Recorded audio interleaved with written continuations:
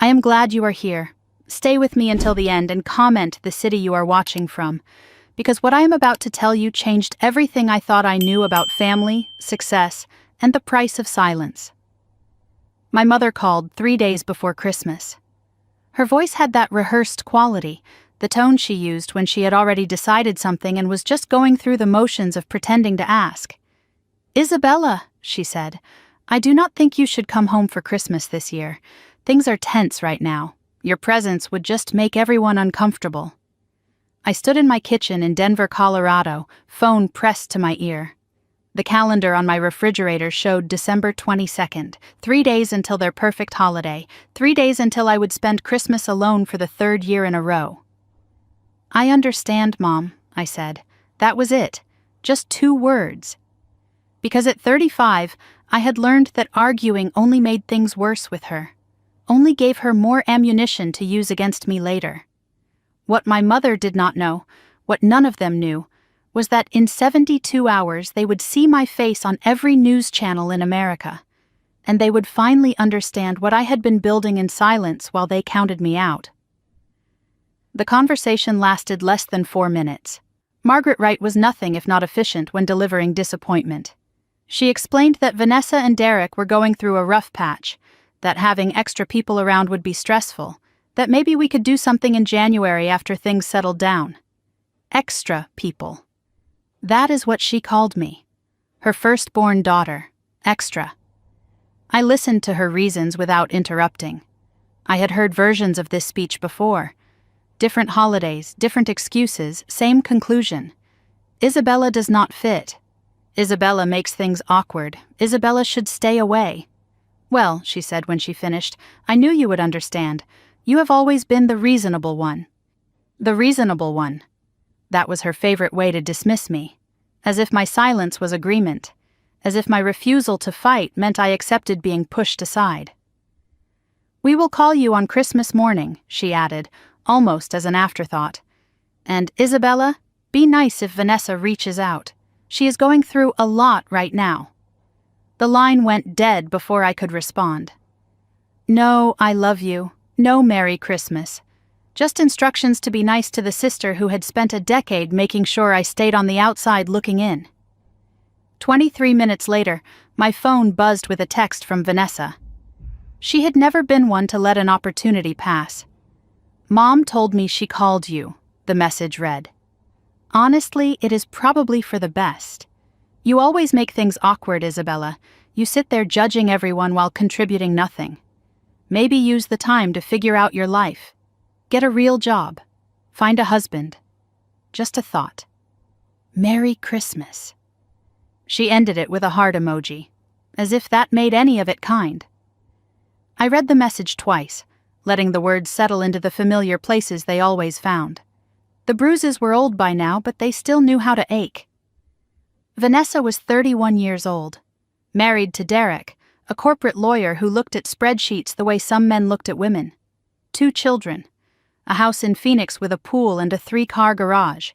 She was everything our mother wanted a daughter to be, and I was the cautionary tale, the sister who quit a perfectly good banking job to chase some fantasy in technology, the sister who chose ambition over a wedding ring, the sister they had stopped asking about at family dinners because my answers never satisfied them. I typed a response. "Thank you for your concern, Vanessa. I hope you have a wonderful Christmas." Then I deleted it. I typed another. "I am doing better than you will ever know." Deleted that too. In the end, I sent nothing. Silence had become my only weapon, and I was not ready to surrender it. I set my phone on the counter and looked around my apartment. It was small but clean. A second-hand couch I had reupholstered myself. A desk buried under papers and notebooks. A kitchen that smelled like coffee and ambition and loneliness. There was no Christmas tree. No decorations, no point in celebrating alone. Against my better judgment, I opened Instagram. Vanessa's profile sat at the top of my feed, a new post from that afternoon. The photo showed her living room in Phoenix, professionally decorated with a massive tree and a fireplace glowing amber.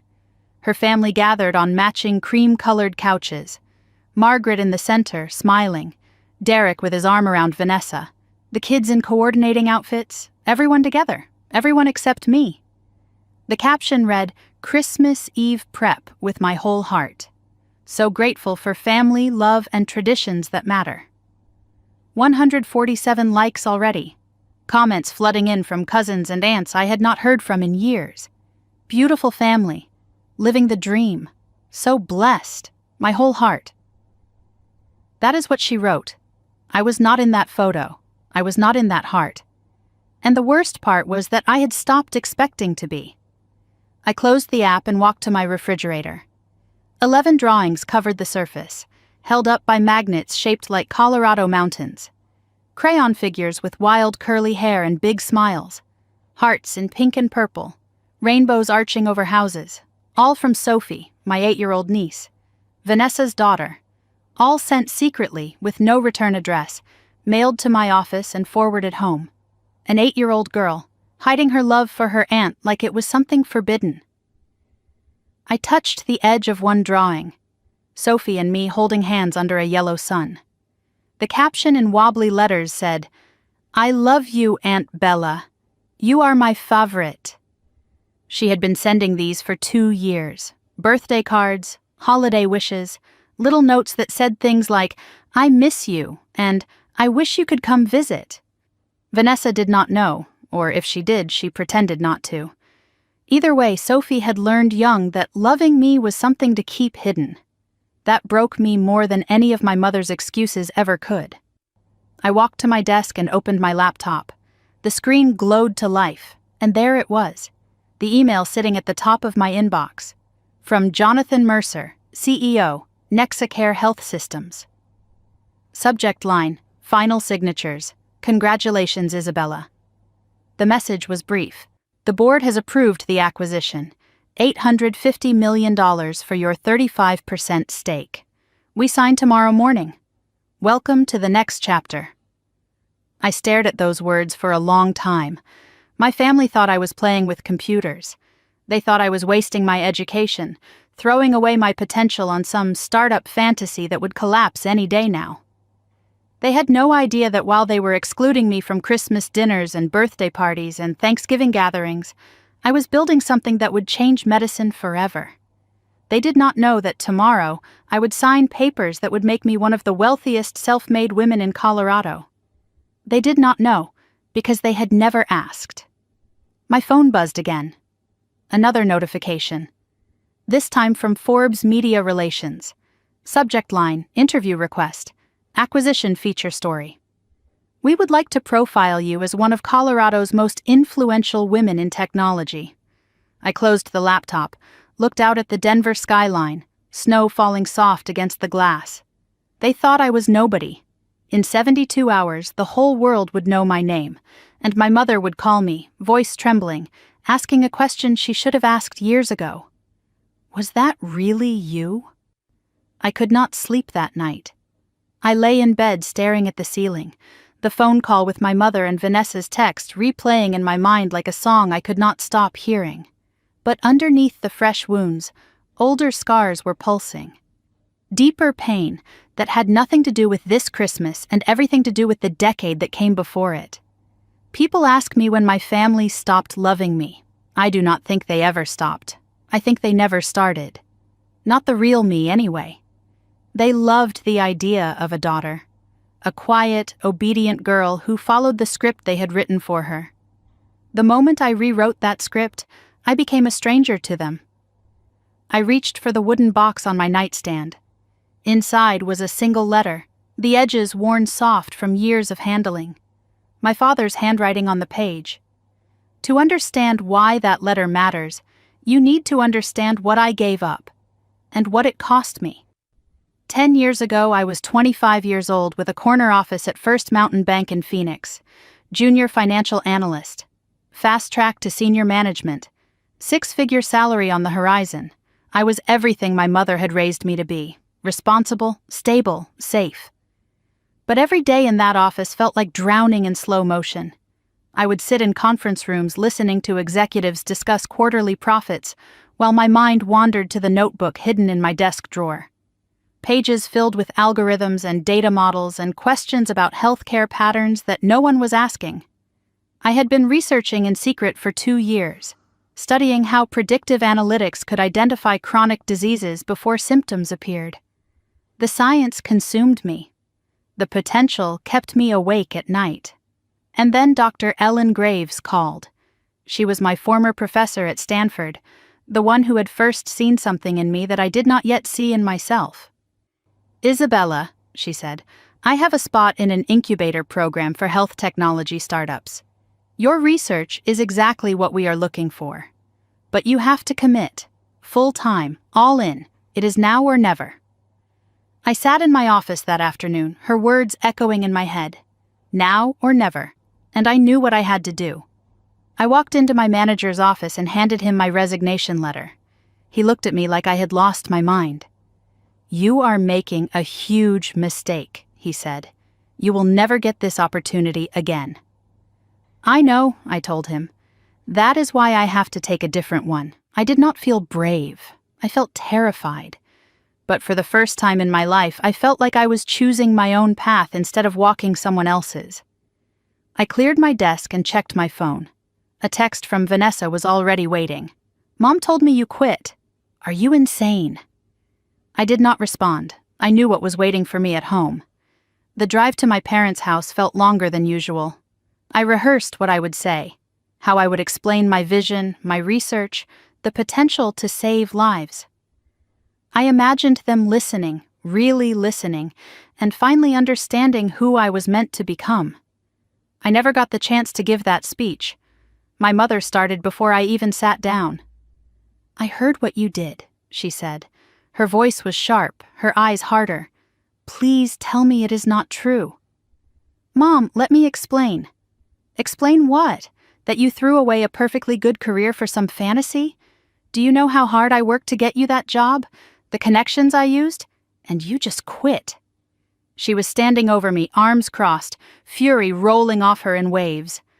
"What are you going to do now? Play with computers? Start some little company that fails in 6 months?" I tried to speak, but she kept going. "I raised you better than this, Isabella. I raised you to be practical, to be smart, to think about your future, and you are throwing it all away for what? Some dream?" Vanessa sat at the table watching with a small smile on her face. She was 21 then, newly engaged to Derek, already wearing the ring like a trophy. "I always knew Isabella thought she was too special for a normal life," she said. "Some of us are happy with stability. Not everyone needs to be a genius." She said genius like it was an insult. Aunt Barbara was on speakerphone from across the country. "I told you, Margaret, she was always the difficult one. Cousins were texting the family group chat I was not part of. Did you hear about Isabella?" So sad. I sat there in silence while my family dissected my choices like a failed experiment. My mother listed every sacrifice she had made for me. Vanessa cataloged every way I had disappointed them. And I said nothing because there was nothing to say that they would hear. Only one person stayed quiet through all of it. My father, Henry, sat at the head of the table watching me with an expression I could not read. When dinner finally ended and everyone scattered to their corners, he caught my arm in the hallway. "Stay," he said softly. "I want to talk to you." We went out to the backyard, to the porch swing where he used to read to me when I was little. The same swing where he taught me that the world was bigger than our small house, bigger than Phoenix, bigger than anything my mother could imagine. The stars were out. The night was quiet. And my father said the words I had been waiting my whole life to hear. "Tell me about this idea of yours, Bella. The real version. Not the one you were going to sanitize for your mother." So I told him everything. The algorithms, the health data patterns, the potential to catch diseases years before symptoms appeared, the chance to save lives that would otherwise be lost to late diagnoses and missed warning signs. When I finished, his eyes were wet. "Your grandmother, my mother, she died of pancreatic cancer," he said. "By the time they found it, she had 3 months. If someone had caught it earlier," he paused. "Isabella, if you can build what you are describing, you could save people like her. You could save thousands of people like her." He took my hand. The same hand that used to hold mine when I was scared of thunderstorms. "Do not listen to your mother," he said. "Do not listen to Vanessa. They are scared of what they do not understand. You have a fire in you, Bella. I have seen it since you were a little girl. Follow that fire, even if it burns everything else down. What if I fail, Dad? Then you fail having tried something that mattered. That is more than most people can say."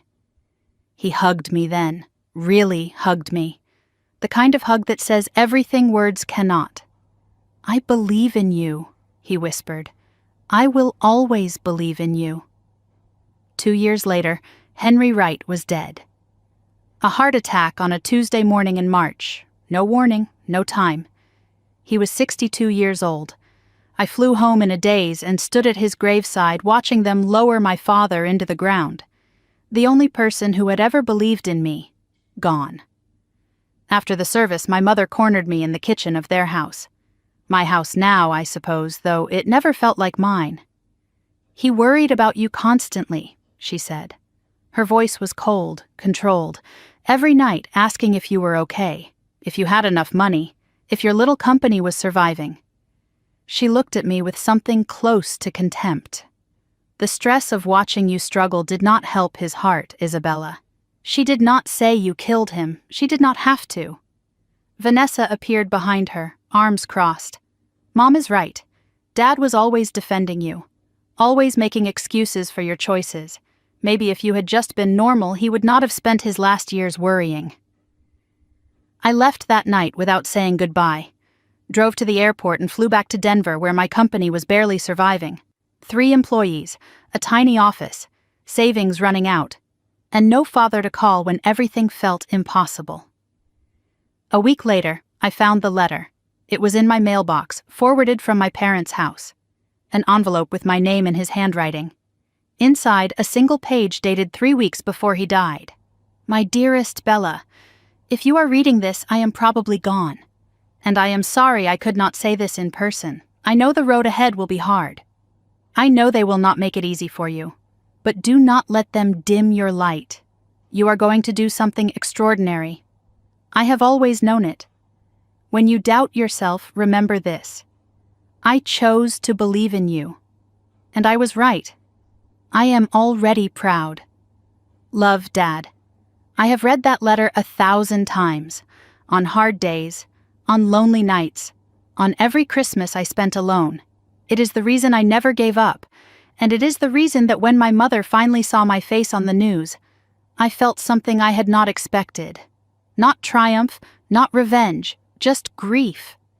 Because the one person who should have been there to see it was already gone. I closed the wooden box containing my father's letter and set it back on my nightstand. December 23rd. Morning light filtered through my apartment window, pale and cold. 8 years since Henry died. 8 years of building in silence. Today, everything was about to change. Grief does not disappear. It just learns to share space with other things. I carried my father's belief like a second heartbeat through every obstacle, every setback, every night I almost quit. Every algorithm I wrote, every investor who said no, every moment I questioned my sanity, I heard his voice. "You are going to do something extraordinary." He was right. I just wish he could have been here to see it. I showered and dressed in my best blazer, charcoal gray, professional but not flashy. Checked my phone and found 17 emails from lawyers, accountants, and board members. One text from Marcus Chen. "Big day. Do not be late." And breathe. I grabbed my keys and headed downtown. MedInsight Analytics headquarters occupied the 14th floor of a modest building on 17th Street in Denver. No gleaming tech campus with beanbag chairs and ping-pong tables. Just functional office space with whiteboards covered in equations and coffee cups scattered across every surface. I liked it that way. Substance over flash, results over appearances. The elevator doors opened and I stepped into the world I had built. 43 employees looked up from their screens as I walked through. Engineers hunched over code. Data scientists arguing about machine learning models. A small sales team making calls in the corner. Everyone waved or nodded as I passed. "Morning, boss. Big day, huh?" We are all rooting for you." These people had bet their careers on my vision. Some of them had been with me since the beginning, when we could not afford to pay full salaries, and I promised them equity that might never be worth anything. Now that equity was about to make them wealthy beyond anything they had imagined. I built this, I thought, as I walked through the rows of desks. Every hire, every algorithm, every client relationship, every sleepless night and impossible decision. 7 years ago, this company was a dream scribbled in a notebook. 5 years ago, it was me and Marcus in a garage, surviving on ramen and stubbornness. 3 years ago, we landed our first hospital contract. Today, we were about to be acquired for over $1 billion. I found Marcus Chen in his corner office, staring at his laptop with the calm focus of a man who had weathered storms far worse than this one. He was 52 years old, silver-haired, with the quiet confidence of someone who had nothing left to prove. Former Chief Technology Officer of Rayburn Health Systems, one of the largest medical technology companies in the country. He had walked away from all of it to bet on a 28-year-old nobody with an idea and no business plan. "There she is," he said, looking up with a smile. "The woman of the hour." I sat down across from him. "I think I am going to throw up." "Good. That means you understand what is happening. I met Marcus 7 years ago at the Stanford Medical Innovation Conference. I was 28, fresh off my father's death, presenting my research to a room full of skeptical investors who had already decided I was wasting their time. I stumbled through my slides. My voice shook. My data was solid, but my delivery was amateur. Everyone passed. Too risky. Too ambitious.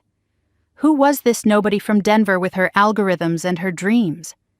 But one man stayed after the room emptied. He asked questions. Real questions. The kind that showed he understood what I was trying to build. We went for coffee, and 3 hours later, he made me an offer that changed my life. "Your algorithm is rough," he said. "Your business plan is worse, but your idea could change medicine. I am in. Let us build this together." Marcus brought experience, connections, credibility. I brought the vision, the algorithms, the relentless drive that my father had recognized and my mother had tried to extinguish. We disagreed constantly and respected each other completely. He became the mentor I never knew I needed. The father figure who showed up after mine was gone. Marcus studied my face now with that look he got when he was about to say something I did not want to hear. "You have got that expression," he said. "The one where you are thinking about your family." I stiffened. "I am fine. You do not have to be fine. This is a big moment, and the people who should be celebrating with you are not here. Have you told them? About any of this?" "They never asked." He nodded slowly, like that answer confirmed something he already knew. "Walk me through it again," he said. "What we built. I want to hear you say it before we sign." I knew this trick. He was grounding me, reminding me why this mattered when the weight of the moment threatened to crush me. MedInsight Analytics developed predictive algorithms for early disease detection. We analyze patterns in patient data that human doctors cannot see. Subtle markers in blood work, imaging, genetic profiles. Connections that would take a physician years to recognize, our system identifies in seconds. Our algorithm catches pancreatic cancer 18 months earlier than traditional screening, catches heart disease before the first symptom, catches diabetes in patients who do not fit typical risk profiles. We are currently deployed in 37 hospitals across 12 states. In 4 years, our technology has flagged over 8,000 patients for early intervention. Estimated lives saved? Impossible to count, but the thank you letters from families fill an entire drawer in my desk. I built this because of my grandmother. She died of pancreatic cancer before I was born, and because of my father. A heart attack took him at 62. No warning, no time. If MedInsight had existed 20 years ago, maybe they would both still be alive. That is what I was building while my family wrote me off. That is what they never bothered to understand. Marcus nodded. And now NexaCare wants to put our technology in 200 hospitals by 2027. 200 hospitals, millions of patients, all because you refused to give up. My eyes stung, but I blinked it away. We refused to give up. Same thing, he said with a smile. Now let us go make history. We walked together down the hallway toward the conference room where the signing would take place. Employees lined the walls, some applauding softly, some giving thumbs up and quiet words of encouragement. These people believed in me when no one else did. They trusted their futures to my vision before anyone had validated it. The legal team was already inside, documents spread across the mahogany table in neat stacks.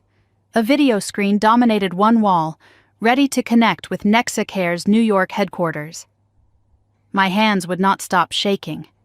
I thought about calling my mother that morning, telling her everything before the world found out. I imagined saying the words, "Mom, I am about to become a billionaire. I built something that saves lives. Are you proud of me now?" But I knew what she would say. Some version of that is nice, but when are you getting married? So I did not call. I walked into that conference room alone, the same way I had done everything else for the past decade. My phone buzzed in my pocket. A text from an unknown number. I almost ignored it, but something made me look. It was Sophie. She must have borrowed Vanessa's iPad again. "Good luck today, Aunt Bella. I do not know what you are doing, but Mom said you have a big meeting. I hope it goes good. I love you." I stared at those words from my 8-year-old niece, the only member of my family who sent love without conditions, the only one who cared enough to wish me well, even without knowing why. I typed back quickly, "Thank you, sweetheart. I love you too." Then I slipped the phone into my pocket, took a breath, and turned to face the screen. The video link connected, and there he was. Jonathan Mercer, 60 years old, silver hair, the kind of executive who built empires through discipline and vision. He smiled at me through the screen with the respect of one builder recognizing another. "Ms. Wright," he said, "it has been a long 8 months of negotiation. I have to say, you are one of the toughest dealmakers I have ever faced. I learned from the best." I glanced at Marcus, who gave me the smallest nod. "Then let us make this official," Mercer said. $850 million for your 35% stake. Upon signing, you will become one of the wealthiest self-made women in Colorado. The lawyers pushed documents toward me. Pens were uncapped. Every eye in the room was on my hand as I picked up the pen. My father's words echoed in my mind. "You are going to do something extraordinary." In that moment, I was not thinking about the money. I was thinking about every person who told me I would fail, every Christmas dinner I was not invited to, every text from Vanessa telling me to get a real job. Every time my mother looked at me with disappointment instead of pride. I signed my name on the line, and everything I had built in silence became real. But I did not know yet that in less than 48 hours that silence would shatter. My family would finally see what they had been too blind to notice, and nothing between us would ever be the same. December 24th, Christmas Eve. I stood in the elevator of my apartment building watching the numbers climb to the 7th floor. 24 hours since I signed papers that made me worth $850 million. My hand still remembered the weight of the pen, the finality of that signature, the moment when everything I had built in silence became undeniably real. The elevator doors opened, and I walked down the hallway to my apartment, the same hallway I had walked 1,000 times before. The same door, the same lock, the same small space waiting on the other side. I had spent 7 years dreaming of this moment, building toward it, sacrificing everything for it. And now that it was here, I felt nothing. No, that is not true. I felt something. I just did not have a name for it yet. The apartment was exactly as I had left it that morning. Small, quiet, empty, no Christmas tree in the corner, no stockings hung anywhere, no decorations of any kind. Just silence and the hum of the refrigerator and the pale winter light coming through the windows. I set my bag down and kicked off my heels. Walked to the kitchen and opened a bottle of wine. A nice one, expensive. The kind I had been saving for a special occasion. I poured a glass and carried it to the couch, sat down in the silence of my apartment. A billionaire drinking wine alone on Christmas Eve. Somewhere there was probably a support group for that. Lonely rich people anonymous. I would have laughed if it was not so pathetic. The money was real, the success was real, but so was the emptiness. Achievement means nothing when there is no one to share it with. Triumph feels hollow when the people who should celebrate with you do not even know it happened.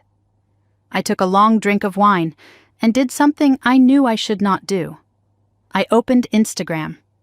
Vanessa's profile was right at the top of my feed. A new post from 2 hours ago. The photo showed her living room in Phoenix, professionally decorated for the holiday. A massive Christmas tree covered in white lights and silver ornaments, a fireplace glowing warm amber. Her family gathered on matching cream-colored couches in coordinating outfits. Margaret sat in the center, smiling that perfect smile she reserved for photographs. Derek had his arm around Vanessa, looking every inch the successful husband. Their children flanked them on either side. Everyone beautiful, everyone happy, everyone together. The caption read, "Christmas Eve with my whole heart. So grateful for family, love, and traditions that matter. Hashtag blessed beyond measure. Hashtag family is everything. Hashtag Merry Christmas, 123 likes already. Comments flooding in from relatives and friends. Beautiful family, living the dream, so perfect. You are so blessed, Vanessa." I stared at those words. My whole heart. That is what she wrote. I was not in that photo. I was not in that heart. And the worst part was that I had stopped expecting to be. I scrolled through the comments, torturing myself with each one. Then I saw something that made me freeze, a comment from Sophie posted 3 minutes ago. "I wish Aunt Bella was here. I miss her." My breath caught in my throat. 8 years old, and she had the courage to say what no adult in that family would admit. I refreshed the page. The comment was gone, deleted. Someone had erased it in less than 3 minutes. Probably Vanessa. Could not have anything disrupting the perfect image, could not have anyone asking questions about the daughter who was missing from the frame. I closed the app and threw my phone onto the couch beside me. My hands were shaking, not from anger, from something deeper, something that felt like grief. Sophie had been reaching out to me in secret for years. Birthday cards mailed to my office with no return address. Drawings sent through the mail labeled for Aunt Bella in crayon. Video messages on her iPad when her parents were not watching. An 8-year-old girl hiding her love for her aunt like it was contraband. Like caring about me was something to be ashamed of. I walked to my bedroom and opened the nightstand drawer. Inside was a folder thick with everything Sophie had sent me. Drawings and cards accumulated over 2 years of secret correspondence. I spread them across my bed. A stick figure Isabella with wild curly hair and a big smile. "You are my favorite aunt," the caption read, spelled the way only a child can spell. A rainbow over a house with 2 figures holding hands. "I love you, Aunt Bella, come home soon." A Christmas tree with a lonely figure standing beside it. "This is you. You look sad. I want to make you happy." Each drawing was a window into what my niece saw, what she understood that the adults in her life refused to acknowledge. Sophie saw me, really saw me. While her mother and grandmother decided I was worthless, this little girl kept sending love through the mail. She was the only right who had not given up on me. And I had not seen her in person in almost 2 years. Vanessa made sure of that. At the bottom of the drawer was a postcard that had arrived just last week. Sophie's handwriting was getting neater, more controlled. She was growing up. "Merry Christmas, Aunt Bella. I drew you a star because you shine even when people do not see. Love, Sophie." Then a postscript at the bottom. "Please do not be sad." I pressed the postcard to my chest and let the tears come. A billionaire brought to her knees by a child's crayon star. My phone buzzed on the couch. I wiped my eyes and went to check it. "Marcus Chen," I answered immediately. "Shouldn't you be celebrating?" he asked. I could hear the smile in his voice. "I'm drinking wine alone and looking at Instagram photos of my family's Christmas party. The one I was not invited to. There was a pause. Isabella. I know. I should not look, but I cannot help it. Background noise came through his end. Laughter, children playing, the chaos of a happy family gathering. He was in Hawaii with his wife and kids and grandchildren, living the life I had never managed to build for myself. Listen to me, he said. What you did today. What you built. Your father would be so proud. Silence. I could not speak. Did you hear me? Henry would be proud. He's the only one who would be. My voice cracked despite my efforts to control it. My mother thinks I wasted my life. My sister thinks I'm a joke. And tomorrow when the news breaks, they'll finally know the truth. They'll see what they refused to see.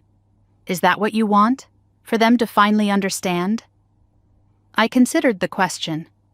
I don't know what I want anymore. Marcus was quiet for a moment. Then he said something that stayed with me. The point isn't to prove them wrong, Isabella. The point is that you built something real, something that helps people, that matters whether they see it or not. I know, logically I know that. But I'm 35 years old. I'm worth $800 million. And I still just want my mother to say she's proud of me. The silence stretched between us. Give it time, he finally said. This is a lot for anyone to process, even difficult families. And if they never process it? Then you find peace another way. You've done it before. Get some sleep. Call me tomorrow. And Isabella? Merry Christmas. I'm proud of you, even if they're not. The call ended. I sat holding my phone in the dark apartment, his words echoing in the emptiness. I retrieved the wooden box from my nightstand, opened it with careful hands. My father's letter lay inside, the paper worn soft at the edges from years of reading. I unfolded it and let his words wash over me one more time. My dearest Bella, I know I will not see your success, but I know it is coming. Do not let them dim your light. You are going to do something extraordinary. When you doubt yourself, remember this. I chose to believe in you, and I was right. I am already proud. Love, Dad. I traced his handwriting with my finger. I did it, Dad, I whispered. I wish you were here. I wish you could see what your belief built. Tears fell onto the paper. I wiped them away carefully, protecting his words from my grief. The television was on in the background, volume low, just noise to fill the silence. But then something caught my attention. A news anchor appeared on screen with a graphic behind her. Coming up after the break, she said with practiced enthusiasm. A Colorado startup makes history with a $1 billion acquisition. Who is the mysterious co-founder about to become one of America's newest billionaires? My photo flashed on screen. The professional headshot from the company website. My face, my name, broadcast to millions of homes across the country. Full story tomorrow morning on our Christmas Day special report. The anchor smiled. You will not want to miss this one. My phone started buzzing immediately. Emails from journalists, requests for comment, interview invitations, networks wanting exclusives, but nothing from my family. Not a single message from Phoenix. They did not know yet. They would find out tomorrow, with the rest of the world. I turned off the television, sat in the darkness. The wine was finished. The letter was in my lap. Outside my window, Denver was covered in snow. Somewhere across the city, church bells began to ring. Christmas Day was coming. In a few hours, the sun would rise and America would wake up to the story of Isabella Wright. And in a house in Phoenix, my mother would see my face on her television screen. I did not know what would happen then, whether she would call, what she would say. I just knew that after 35 years of being invisible, I was about to be seen. I fell asleep on the couch that night, holding my father's letter like a lifeline. I dreamed of him. He was smiling. And when I woke up, the world had already changed. I woke up on Christmas morning to the sound of my phone buzzing against the coffee table. Not just buzzing, vibrating continuously, relentlessly, like something alive and desperate for attention. I opened my eyes and blinked at the ceiling, disoriented. My neck was stiff from sleeping on the couch. My father's letter was still clutched in my hand. Pale morning light filled the apartment, and my phone would not stop moving. I reached for it with clumsy fingers, still half asleep, and the screen lit up with numbers that did not make sense. 47 missed calls, 231 text messages, over 1,000 email notifications. For a moment I thought something terrible had happened. A death, an emergency, some catastrophe that required 47 people to reach me on Christmas morning. Then I remembered. The deal, the news, the story that was supposed to break today. I grabbed my phone and sat up, heart pounding. The first text I saw was from Marcus. Turn on any news channel. You are everywhere. I reached for the remote with shaking hands. The television flickered to life, and there I was, my own face staring back at me from the screen. CNN was in the middle of a segment when I tuned in. A polished anchor with perfect hair and a practiced smile sat behind the news desk with a graphic over her shoulder, and in what is being called one of the most remarkable success stories of the year, she said, Colorado-based MedInsight Analytics was acquired yesterday by healthcare giant Nexicare in a deal worth $1.2 billion. My photo filled the screen, the professional headshot from the company website. My face broadcast to millions of homes across America on Christmas morning. Co-founder Isabella Wright, 35, who holds a 35% stake, is now estimated to be worth over $800 million, making her one of the youngest self-made female billionaires in American history. I sat frozen on my couch, watching strangers discuss my life like I was a character in a story. I flipped to CNBC. Wright's algorithm has already been credited with early detection of thousands of cancer cases across 12 states. A different anchor, same reverent tone. I flipped to Fox Business. A true American success story, building a company from nothing in just 7 years. I flipped to a local Denver station, Colorado's own Isabella Wright, proving that innovation can happen anywhere. My face was on every channel, my name was in every headline, and all I could think was, my mother is going to see this. I opened my laptop and navigated to the Forbes website. The headline banner stretched across the top of the page in bold letters. Meet Isabella Wright, the healthcare visionary who just became a billionaire. Below it was a photo I had almost forgotten, taken at a conference 3 years ago. I was mid-laugh, looking confident and alive, like someone who had everything figured out. I barely recognized myself. That woman looked like she knew exactly where she was going. The article traced my journey in meticulous detail. Stanford, the banking job I left, the garage startup with Marcus. Quotes from colleagues appeared throughout the piece. Isabella is the most determined person I have ever met, one said. Another from Dr. Ellen Graves. I knew from the moment I met her that she would change medicine. I am just grateful I got to watch it happen. There was a section on MedInsight's impact. 8,000 early disease detections. Countless lives extended or saved. Hospital administrators praising our technology. Patients writing letters of gratitude. It was everything I had worked for, validated in black and white for the world to see. Then I reached a paragraph near the end that made me stop breathing. When asked about her support system, Wright was characteristically private. I have had incredible mentors and colleagues, she said in a recent interview. They believed in me when it mattered most. No mention of family. Because there was nothing to mention. The reporter had asked about my support system, and I could not name a single blood relative. Not because I was protecting them, because they had not been there to protect. I scrolled to the comments section. Hundreds already. My daughter is in med school and struggles with imposter syndrome every day, one read. I am sending her this article. Thank you, Ms. Wright, for showing her what is possible. Another said, this is what happens when you bet on yourself. Incredible. Strangers celebrating me. Strangers inspired by me. People I had never met finding courage in my story. And still my phone showed no calls from Phoenix. My mother had not reached out. My sister had not reached out. The family that excluded me from Christmas was silent while the rest of the world cheered. I closed the laptop and let that reality sink in. I had dreamed of this moment for years. The vindication, the proof that I was not crazy for walking away from everything safe. But triumph felt hollow when the people who should have witnessed it refused to look. My phone rang with a familiar name, Marcus Chen. I answered immediately, grateful for a voice I trusted. "Merry Christmas, billionaire," he said. "How are you holding up?" "I do not know. I think I am in shock. That is normal." When our first funding round closed, I did not sleep for 3 days.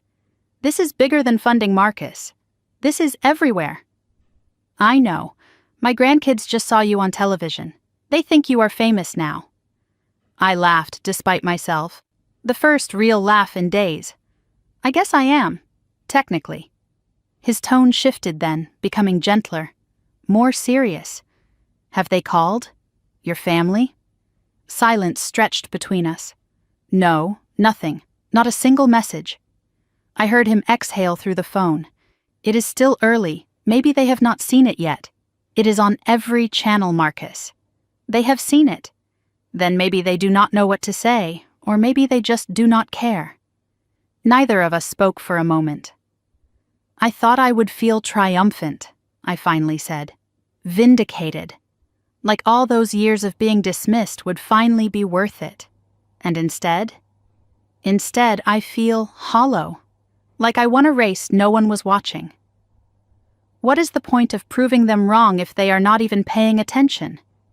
The point is not to prove them wrong, Isabella. The point is that you built something real. Something that helps people. That matters whether they see it or not." "I know. Logically, I know that. But I am 35 years old and I am worth $800 million, and I still just want my mother to say she is proud of me." There was a long pause. "Give it time," he said softly. "This is a lot for anyone to process, even difficult families. And if they never process it, then you find peace another way. You have done it before. Get some rest if you can. Call me if you need anything. And Isabella, I am proud of you, even if they are not." The call ended and I was alone again, surrounded by messages from strangers, but nothing from the people who shared my blood. The hours crawled past. My phone kept buzzing with notifications from journalists and investors and old acquaintances who suddenly remembered I existed. College friends I had not heard from in a decade. "Oh my God, Isabella, is that you on the news?" Former co-workers from the bank. "I always knew you would do something big." People reaching out from every corner of my past, drawn by the gravitational pull of success. Everyone wanted to reconnect. Everyone had congratulations to offer. Everyone except the people who should have been first in line. By noon, I had been interviewed by 3 outlets and featured on 4 network shows. By 1 in the afternoon, my inbox had over 2,000 unread emails. By 2, I had received congratulations from the governor of Colorado, 2 senators, and a tech CEO I had admired for years. By 3 in the afternoon, my family still had not called. I checked my phone obsessively as the hours passed.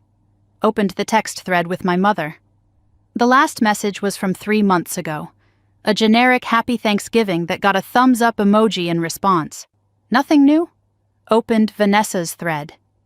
The last message was that cruel text from 3 days ago. "You always make things awkward. Nothing since." I told myself it did not matter. I had spent 10 years learning not to need them. But need and want are different things. And I wanted desperately, pathetically for them to reach out first. I wanted them to make the first move, to prove that I mattered enough to pick up the phone. 3:45 in the afternoon. I was standing at my window staring out at the snow when my phone rang. Not a text, an actual call. I looked at the screen and my heart stopped. The name glowing there in white letters against the dark background. Mom. My thumb hovered over the answer button. The phone kept ringing, vibrating in my palm like a heartbeat. I had waited 10 years for this call, dreamed about it, dreaded it. And now it was here and I had no idea what I wanted her to say. I took a breath, pressed accept, raised the phone to my ear. Hello? Silence on the other end. Then my mother's voice came through, trembling, uncertain. Nothing like the cold woman who had called 3 days ago to tell me I made everyone uncomfortable. Isabella, she said, I just saw you on the news. Another pause. I waited. Was that? She stopped, swallowed, tried again. Was that really you? 5 words, after 10 years of dismissal. 10 years of being the family disappointment. 10 years of silence and exclusion and being treated like I did not exist. 5 words. Was that really you? As if she had never known me at all. And maybe that was the problem. Maybe she never had. Was that really you? My mother's voice trembled through the phone like she was speaking to a ghost. I stood at my window watching snow fall on Denver while she waited for an answer to a question that should never have needed asking.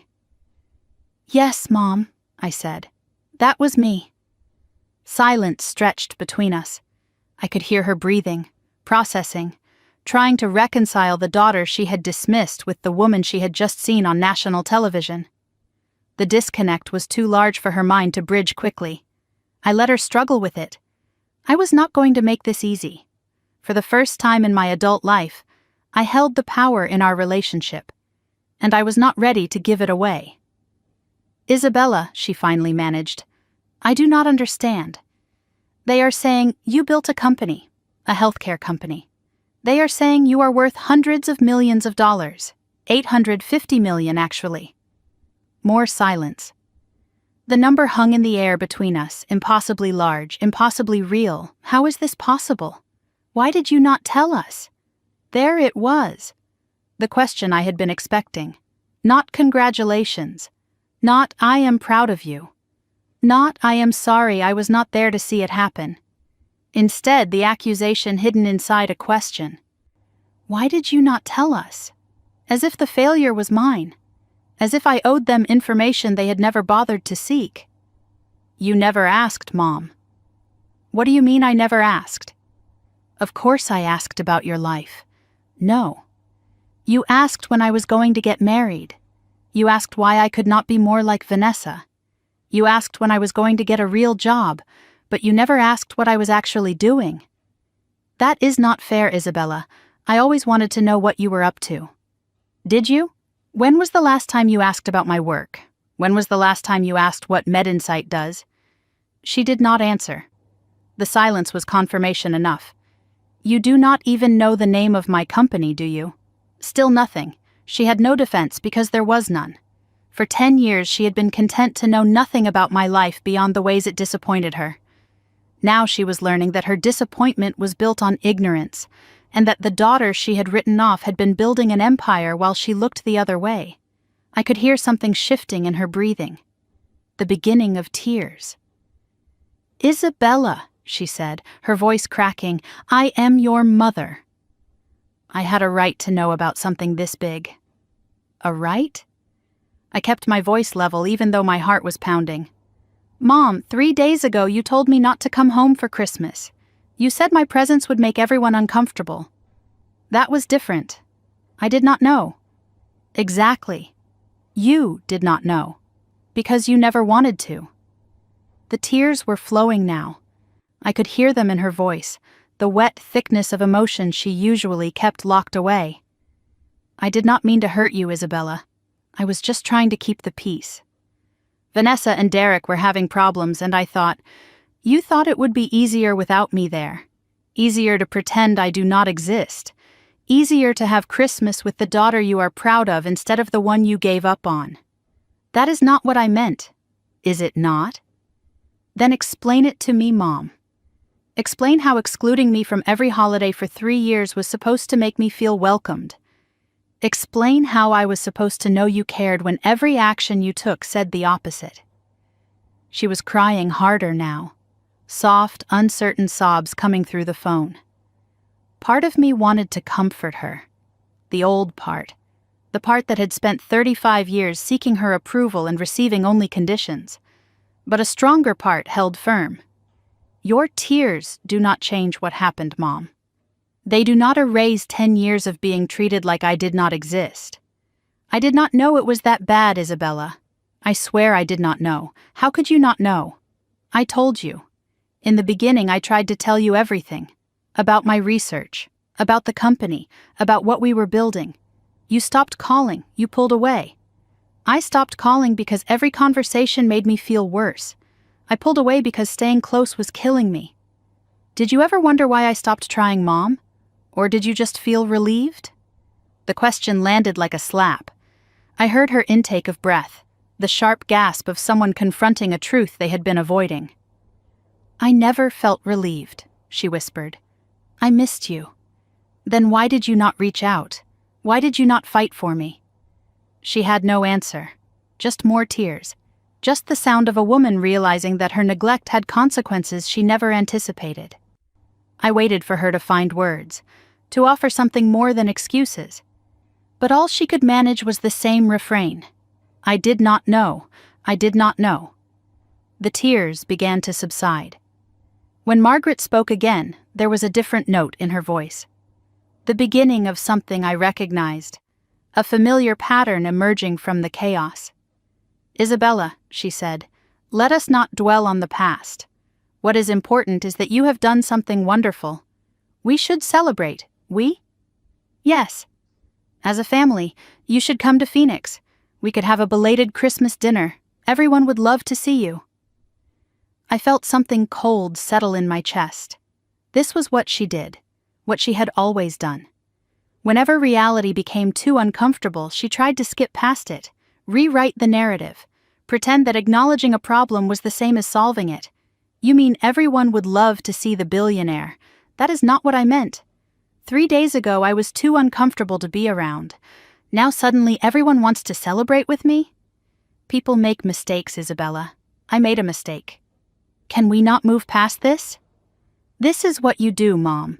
You rewrite history to make yourself the victim or the hero, never the one who caused harm. I am not trying to rewrite anything. You literally just said, let us not dwell on the past. As if 10 years of neglect is something we can gloss over with a dinner invitation. I am trying to make things right. No, you are trying to make things convenient. There is a difference. A voice in the background interrupted us. Muffled but recognizable. Vanessa. Mom, what is she saying? Let me talk to her. Margaret spoke away from the phone. Not now, Vanessa. Give me the phone, Mom. I want to talk to my sister. My stomach tightened. Sister. As if that word still meant something, as if we had any relationship left to salvage. Margaret came back on the line. Vanessa wants to speak with you. I am sure she does. The phone shuffled, static and movement. Then my sister's voice came through, bright and eager and completely oblivious to the damage she had done. Isabella, oh my God, I cannot believe this. Why did you not tell us? The same question. The same entitled assumption that my silence was the problem, not their indifference, not the years of mockery and dismissal. My failure to inform them of a success they never believed I would achieve. Hello, Vanessa. This is insane. My sister is a billionaire. Derek is losing his mind. He keeps saying we need to talk about investment opportunities. Is that why you are calling? Investment opportunities? What? No, I am calling because I am your sister, and I just found out you are like famous. You are not calling because 3 days ago you texted me that I always make things awkward and should find a real job? Silence. Finally. I did not mean that the way it sounded. How did you mean it, Vanessa? Because it sounded like you wanted me to disappear. Isabella, come on. We are sisters. Sisters fight. It does not mean anything. It meant something to me. You are being dramatic. This is exactly what I am talking about. Goodbye, Vanessa. Wait, Isabella, do not. I heard Margaret grab the phone back. Isabella, please, do not hang up. Just come to Phoenix. Let us talk in person. Why should I? Because I am your mother. Because despite everything I love you. And because. Her voice broke again. Because your father would have wanted us to try. I went still. My father. the one card she knew would land. The mention of Henry was calculated. She knew what he meant to me, knew that his memory was the only leverage she had left. Do not use Dad to manipulate me. I am not manipulating, I am asking. Please, Isabella, come home. Just to talk. Every instinct told me to refuse, to protect myself, to stay in Denver where I had built a life without them. But another voice whispered something different. My father's voice. You are stronger than your anger, Bella. Do not let it make your choices for you. I will think about it. That is all I ask. But Mom, if I come, it is not to pretend everything is fine. It is not to take photos for Instagram or make anyone feel better about themselves. I understand. Do you? Because if I come, I am going to say things you do not want to hear. And this time you are going to listen. Silence. I will call you tomorrow with my answer. I hung up before she could respond. Stood at my window, phone clutched in my hand, snow falling soft outside. My mother wanted me to come home. My sister wanted to talk about investments. My dead father was being used as a bargaining chip. And I had to decide. Was I strong enough to face them? Or smart enough to walk away? I had 24 hours to figure it out. The phone call with my mother echoed in my mind long after I hung up. I sat in my apartment as darkness fell on Christmas Day, the weight of the decision pressing down on me. Go to Phoenix and face them, or stay in Denver and protect what little peace I had built. But before I could think it through, my phone began buzzing again. Not journalists this time, not investors or colleagues, family. Word had spread through the right network like wildfire. Suddenly everyone wanted to reconnect. Everyone had something to say. Aunt Barbara, Cousin Michael, Uncle Richard. Names I had not seen on my phone in years. Some I had nearly forgotten existed. Funny how $800 million makes people remember you exist. I watched the notifications pile up without answering. Each name was a reminder of a holiday I was not invited to. A birthday forgotten. A family group chat I was never added to. They were not reaching out because they cared. They were reaching out because the world told them I mattered, and I had to decide if that was enough. I scrolled through the messages, cataloging the chaos. Aunt Barbara had not spoken to me in 5 years. Her text read, "Sweetheart, I always knew you were special. We should have lunch soon." Cousin Michael had borrowed $3,000 from me in 2019 and never paid it back. His message said, "Cuz, so proud of you. Hey, I have this business idea I would love to run by you." Uncle Richard had called my career choice foolish at Thanksgiving 7 years ago. Now he wrote, "Isabella, your father would be so proud. I always told Margaret you would figure things out." Every message followed the same formula. Fake warmth, revisionist history. And a hint, sometimes subtle, sometimes not, that they wanted something from me. Not one of them apologized. Not one acknowledged that they had written me off for a decade. They just pretended the last 10 years had not happened, like I was supposed to be grateful they noticed me now. A notification appeared at the top of my screen. Isabella Wright has been added to Wright Family Updates, the family group chat, the one I had never been included in before. I opened it and found 47 unread messages. Did everyone see Isabella on the news? I cannot believe it. She should have told us. When is she coming to visit? They were talking about me like I was not there, like I was a topic for discussion rather than a person who could read every word. I typed a message. "Hello, everyone. Yes, it is really me. And yes, I am reading everything you are writing." I watched the chat go silent. Typing bubbles appeared and disappeared. No one knew what to say. For the first time, they were the uncomfortable ones. It felt better than I expected, and worse than I wanted it to. My phone rang with a number I recognized immediately. Derek Coleman, my brother-in-law, the corporate lawyer who once told me at Thanksgiving that real professionals do not gamble on startups. I let it ring 4 times before answering. Let him wait. "Isabella, great to finally connect."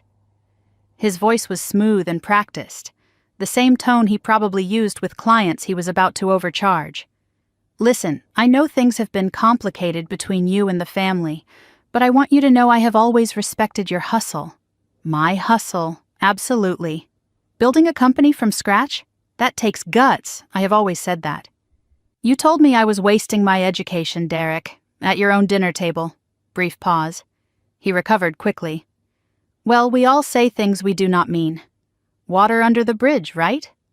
Anyway, I wanted to talk to you about some opportunities. My firm handles a lot of high net worth clients, and with your new situation, you are going to need serious wealth management. I have financial advisors, Derek. Sure. But family looks out for family, right?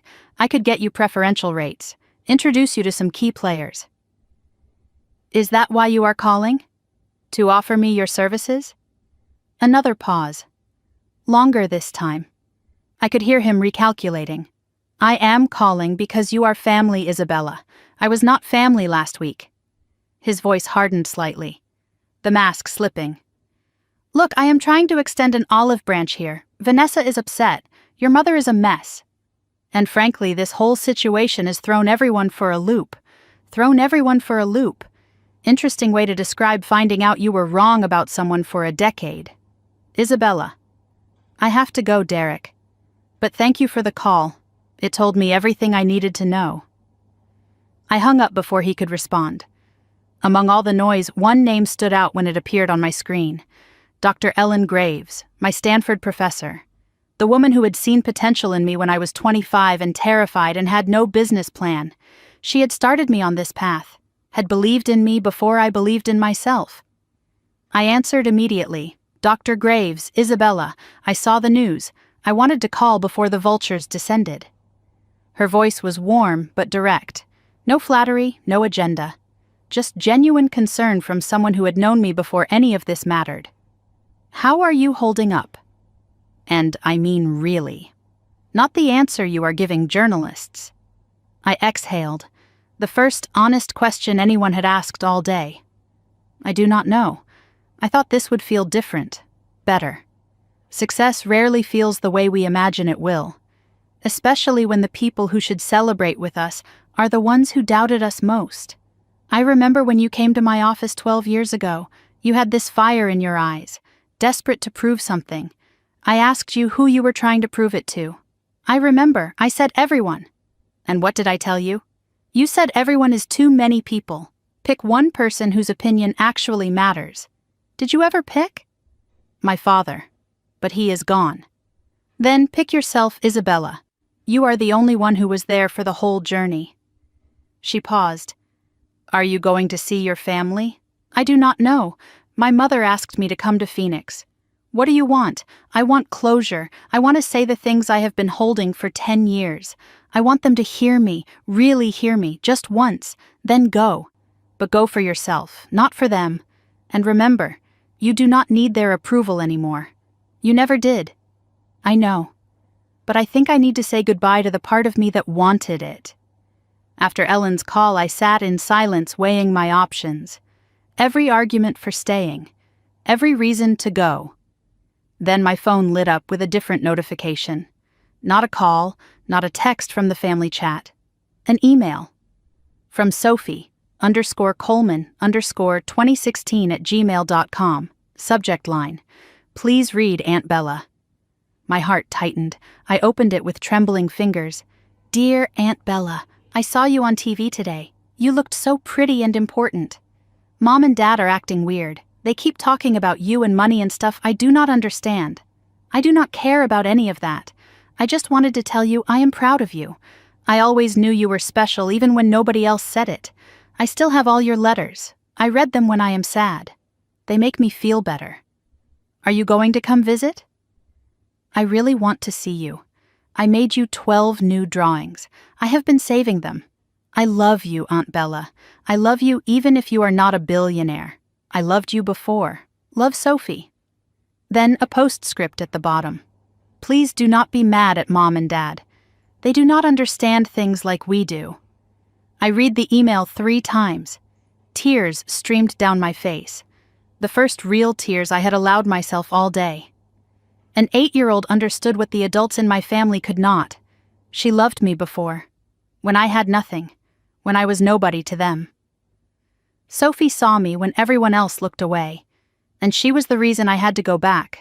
Not for my mother, not for Vanessa. For the little girl who never stopped believing in me even when belief was something she had to hide. I wrote back immediately. Dear Sophie, I love you too, more than you know. And yes, I am coming to visit. I will be there tomorrow. Save those drawings for me. Love, Aunt Bella. I hit send.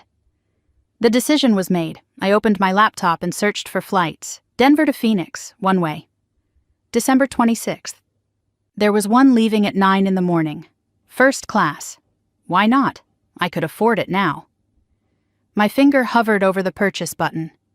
I was not going back to Phoenix to reconcile. I was not going to make peace or pretend everything was fine. I was going to say the things I should have said years ago, to stand in front of the people who dismissed me and let them see who I had become. Not for revenge, not for validation, for closure, and for one 8-year-old girl who never stopped believing in me. I clicked purchase. The confirmation email arrived seconds later. Your flight to Phoenix is booked.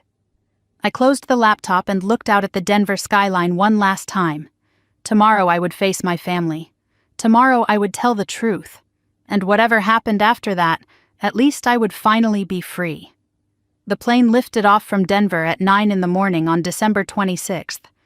I sat in first class watching the Rocky Mountains shrink beneath the clouds, their snow-covered peaks disappearing into the gray winter sky. My phone was off. I needed the silence. Needed time to prepare for what was waiting on the other side of this flight. Marcus had texted before takeoff.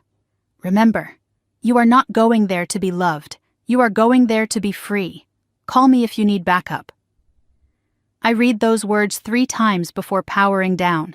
He understood what my family never had. That this trip was not about reconciliation. It was about closure. About saying the things that had been trapped inside me for a decade. About standing in front of the people who dismissed me and finally being heard. The flight attendant offered champagne. I declined. I wanted to be completely clear-headed when I faced them. No buffer, no escape, just the truth and whatever came after. Phoenix Sky Harbor International Airport was warm when I stepped off the plane, 72 degrees and sunny, the opposite of Denver's snow and gray skies. I had left Colorado wrapped in winter and landed in something that felt almost like spring. The desert air hit my face as I walked through the terminal, familiar and foreign at the same time. I had grown up breathing this air, had spent 18 years in this city before I escaped to Stanford and then Denver. Now I was back, not as the daughter who ran away, not as the failure they had written off, as someone else entirely, someone they did not know how to see yet. I rented a car at the counter. Something modest. A silver Honda. Nothing flashy. I did not want to arrive looking like I was showing off. That would give them ammunition, a reason to resent me instead of reckon with what they had done. I wanted to arrive as myself, the self they had never bothered to see. The drive to my mother's house would take 40 minutes to remember who I used to be, and decide who I wanted to become. The streets of Phoenix unfolded before me like a map of my past. Every corner held a ghost. There was the mall where I got my first job at 16, folding clothes at a department store to save money for college. My mother had wanted me to work at her friend's boutique instead.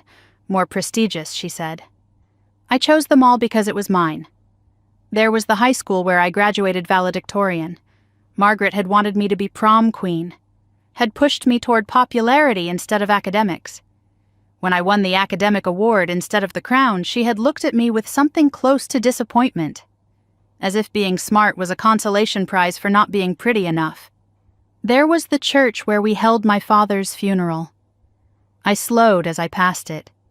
The parking lot was empty now, but I could still see the cars lined up that day. Still feel the weight of the casket as they lowered him into the ground. Still hear Sophie asking where Grandpa went. There was the intersection where I sat in my car after quitting the bank, crying so hard I could not drive. I had pulled over right there, on that corner, and sobbed for 20 minutes, terrified of what I had done, terrified of what came next, terrified that my mother was right and I was throwing my life away. I had built a life in Denver specifically to escape these streets, these memories, these people. And now I was driving straight back into all of it. A billboard rose up on my right. "Welcome to Phoenix, the Valley of the Sun." They called it the Valley of the Sun. For me, it had always been the Valley of Shadows. My phone buzzed. I glanced at it at a red light. A text from Vanessa. "Mom is freaking out. She has been cleaning since 6 this morning. Just warning you." I did not respond. My mother cleaned when she was anxious. When she could not control a situation, she controlled the dust. I wondered what she thought she could scrub away before I arrived. The years of neglect, the cruelty, the silence. Some stains do not come out no matter how hard you try. The house looked exactly as I remembered. Single-story ranch, terracotta roof, perfectly manicured lawn even in December. The same wind chimes hung on the porch that my father had put up 20 years ago. The same rose bushes my mother obsessed over every spring. Everything preserved like a museum exhibit of the family we used to be. I parked in the driveway and sat for a moment, hands on the steering wheel. This was it. No turning back. I took a breath and stepped out of the car. The front door flew open immediately. They had been watching, waiting. My mother appeared first, wearing her nice clothes, pressed slacks, pearl earrings, fresh lipstick, the armor she put on when she needed to perform. Behind her stood Vanessa, with her arms crossed and an expression I could not read. Derek hovered near the back, phone in hand, already sizing up the situation. And pushing past all of them, running down the porch steps, was Sophie. She hit me like a small hurricane, arms wrapped around my waist, face buried in my coat. "Aunt Bella, you came, you really came. I knew you would, I knew it." I knelt down and pulled her into a real hug, the first genuine embrace I had felt in days. "Hi, sweetheart. I missed you so much. I missed you more. I missed you infinity. I missed you to the moon and back and around again." She pulled back and studied my face with serious eyes. 8 years old and already so perceptive. "Are you okay? You look tired." "I am okay now that I am seeing you." Sophie leaned in close and whispered, "Everyone has been acting really weird since the news. Dad keeps talking about money. Mom keeps crying in the bathroom. Grandma keeps cleaning things that are already clean. How do you feel about it?" "I feel the same. You are still just Aunt Bella to me. That is the best thing anyone has said to me all week." My mother reached us then, arms outstretched for a hug. "Isabella, you are here." The embrace was stiff on my end. I did not return it, but I did not pull away either. "Let me look at you." She held me at arm's length, examining me like I was a specimen. "You look wonderful, a little thin. Are you eating enough?" The same thing she said every visit. As if nothing had changed. As if the news and the phone call and the decade of silence had not happened. She was performing, the loving mother welcoming her successful daughter home. I wondered who the audience was supposed to be. The neighbors watching from across the street. Herself. Or me. "Come inside," she said. "I made your favorite, pot roast with mashed potatoes, just like when you were little." I followed her up the porch steps and through the front door. And stopped. The entryway wall was covered with family photos. The same gallery that had been there my whole life. But something was different. New photos had been added, recent ones, photos of me from the news coverage, printed and framed overnight. She had added me back, overnight, as if I had been there all along, as if 10 years of absence could be erased with a trip to the store and a picture frame.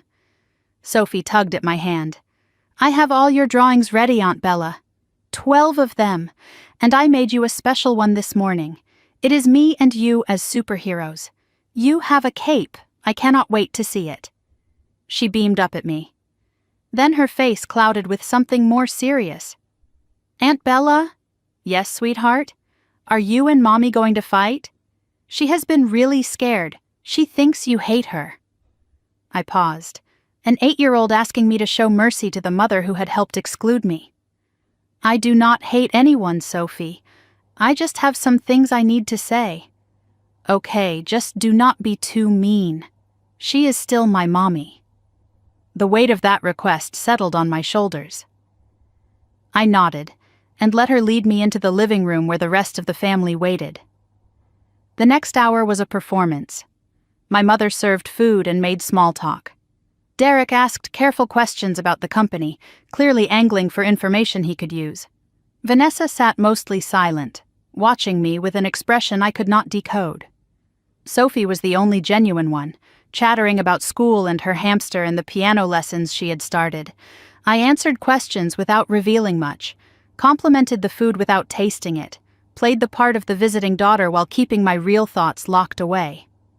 I excused myself to use the bathroom and walked down the hallway I had walked 1,000 times as a child, past my old bedroom door, past the closet where I used to hide when my parents fought, past the photographs that documented a family I barely recognized anymore. On my way back, someone stepped into my path. Vanessa. She had followed me. The hallway was lined with our father's old bookshelves, the same books he used to read to us as children, Dickens, Hemingway, Fitzgerald, all still there, preserved like everything else in this house. Isabella. Wait. Her voice was different than it had been on the phone. Softer. Uncertain. I need to talk to you. Alone. Before we all sit down and Mom starts her whole thing. What thing? The thing where she pretends everything is fine and we all go along with it because it is easier. I studied my sister, looking for the trap, the manipulation. But Vanessa just looked tired, worn down. Her eyes were red-rimmed and puffy. She had been crying. I know you hate me, she said. I know I deserve it. I do not hate you, Vanessa. You should.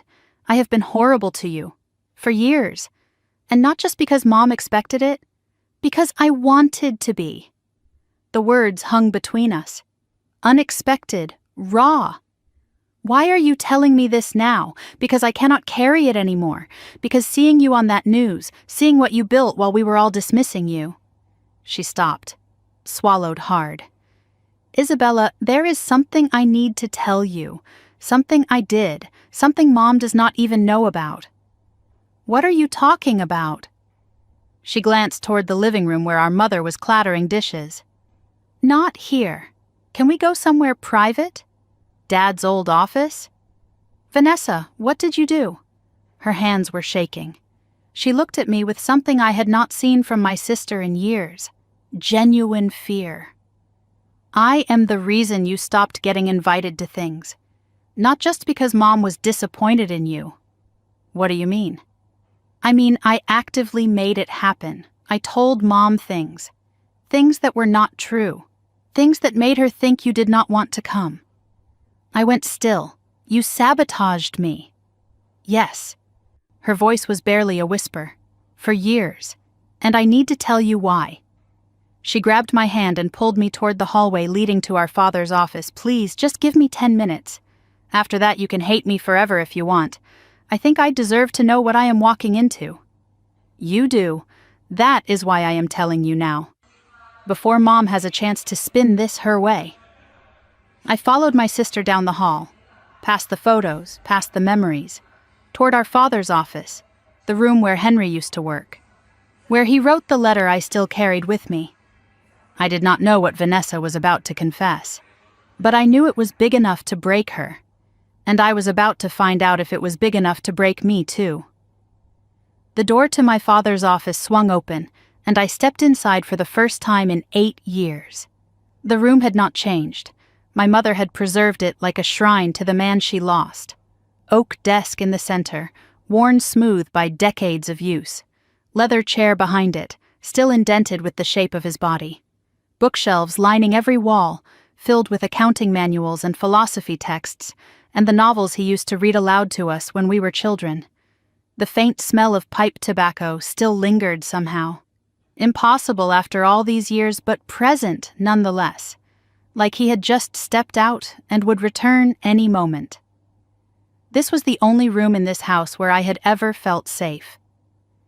Dad used to let me sit in the corner and read while he worked.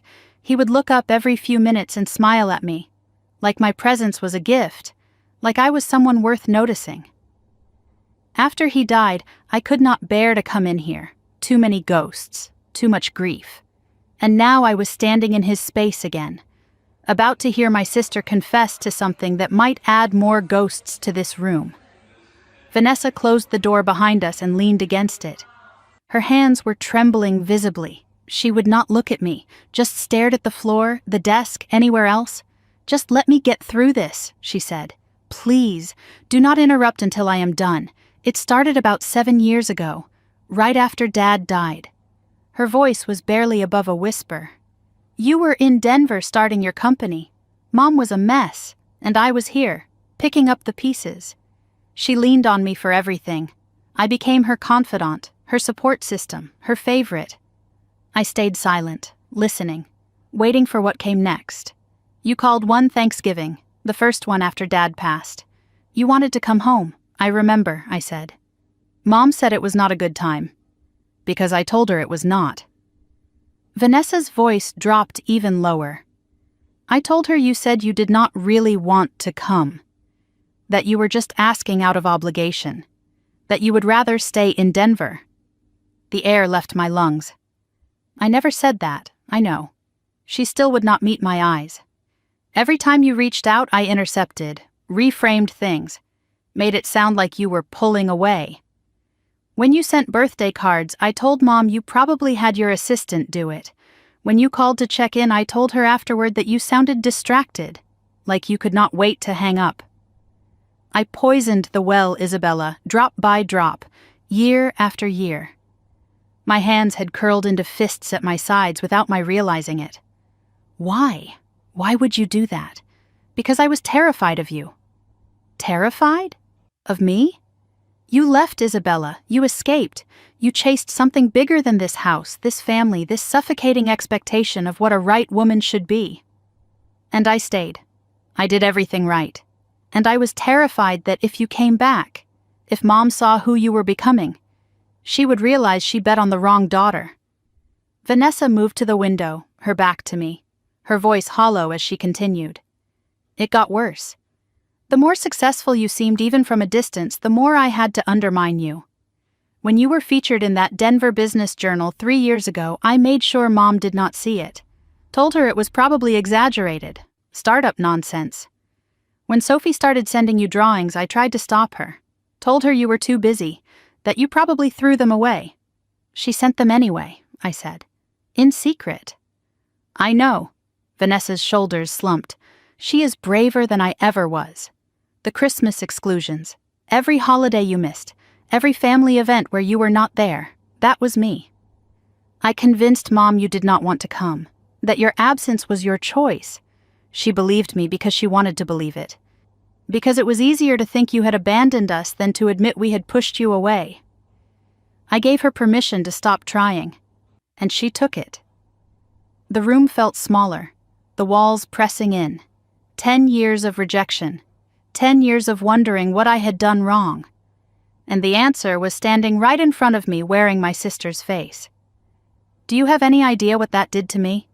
I thought my own mother did not want me." "I know. I am so sorry." "Sorry?" The word came out sharp. Bitter. "You are sorry?" "Isabella, I know sorry is not enough. I know nothing I say can undo this." "Then why tell me now? Because you are rich? Because you want something?" She flinched like I had slapped her.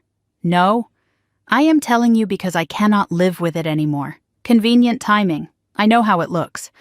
But seeing you on that screen, seeing what you built while I was destroying things, something broke in me. Good. Something should be broken." Vanessa turned to face me, tears streaming freely down her cheeks. "You want to know why? Really why? Because I was jealous. Pathologically, obsessively jealous. You were always the smart one, the one Dad looked at like you hung the moon. Mom chose me because I was manageable, compliant, I fit the mold. But Dad chose you. He saw something in you that he never saw in me, and I hated you for it. I spent my whole life competing with you, Isabella.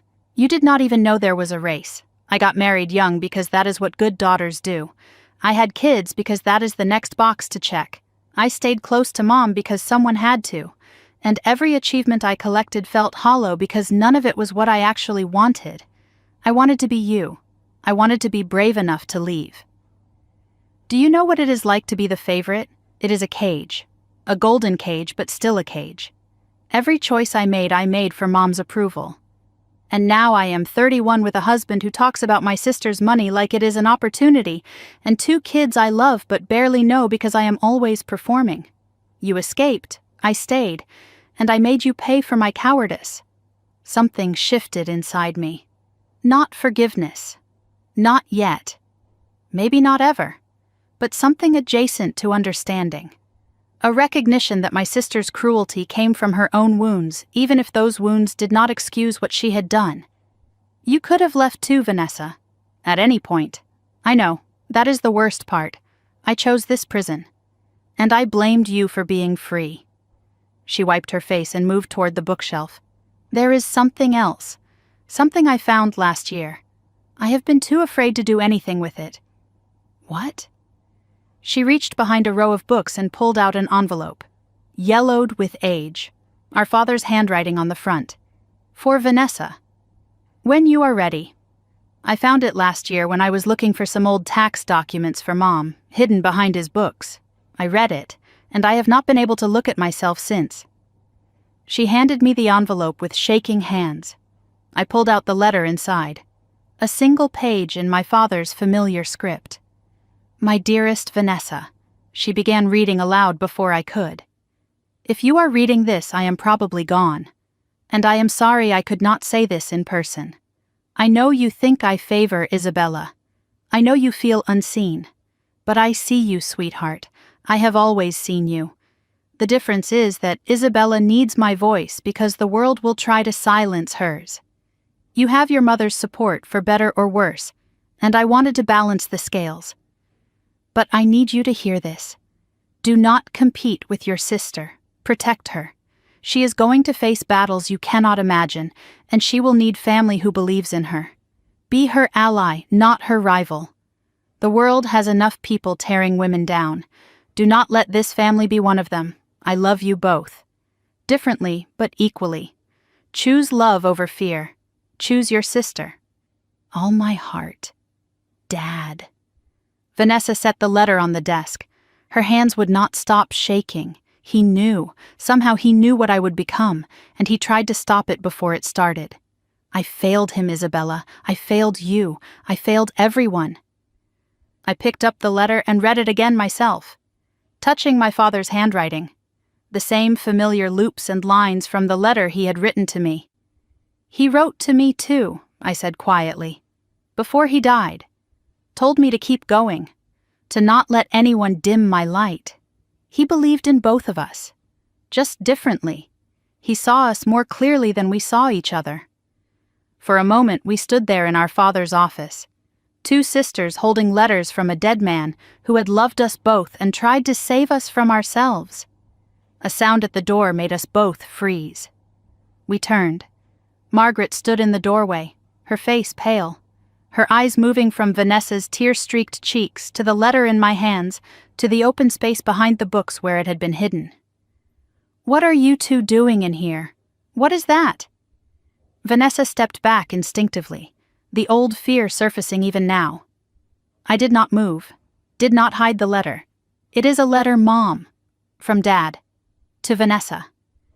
Margaret's expression shifted. Confusion first, then recognition, then something harder. Where did you find that? It was hidden, like a lot of things in this family. The 3 of us stood there in Henry's office. The father who had tried to save us from ourselves now gone, his words between us like a bridge or a bomb. Mom, I need to tell you something. Vanessa's voice was barely audible. About what I did, about Isabella, about all of it. Margaret looked at her younger daughter, then at her elder. What did you do, Vanessa? I think you should sit down. The confession I thought was just for me was about to become a reckoning for all of us. And my mother, the woman who had spent a decade believing I did not want her, was about to learn that her favorite daughter had been the one keeping us apart.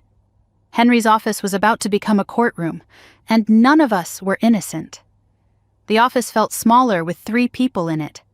Margaret stood in the doorway, her eyes darting between her daughters. The letter in my hand. The tears on Vanessa's face. The tension thick enough to choke on. She looked smaller than I remembered.